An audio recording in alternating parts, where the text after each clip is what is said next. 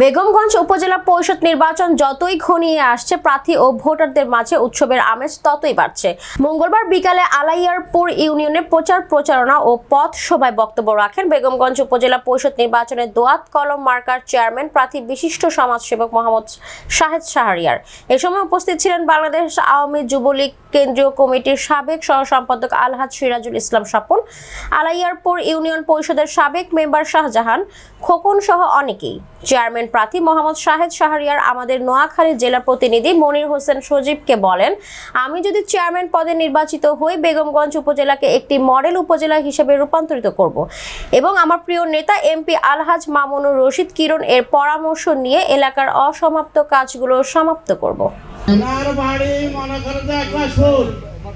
উনি একজন বিশিষ্ট ব্যবসায়ী এবং রাজনীতিক।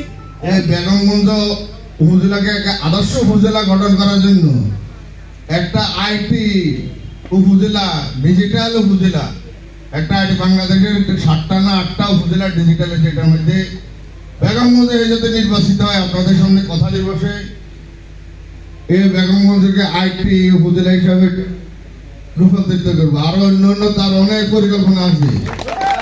অনেকের সময় নষ্ট হয়, অনেকে অনেক জায়গায় বসায় রাখতে হয়, তার জন্য আমি ক্ষমা প্রার্থী। আমার ছোট্ট একটু কথা, আমি ইশতেহারে 2-4 জিনিস লিখছি। আমরা বাঙালি, আমরা যুদ্ধ করে এই দেশ স্বাধীন করেছি। আমরা বাঙালি, আমরা গর্বের সাথে আমাদের জীবন জীবিকা পালন করতেছি।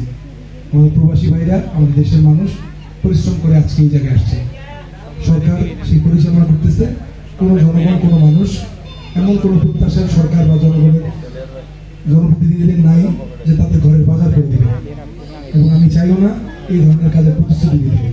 আমি একটা প্রতিশ্রুতি দিতে চাই, যে প্রতিশ্রুতিতে সমবন্টন বিষয়টা থাকবে। আপনারা পড়ে দেখবেন, আমি লিখেছি এই সরকারি যে বরাদ্দ আছে সেই বরাদ্দে একজন চেয়ারম্যান হলো, তার বাড়ির আশেপাশে সব ঘাট রাস্তা গাইডওয়াল হলো, অন্য জায়গায় হলো না। এই জিনিসটা আমাকে অনেক পীড়া দেয়।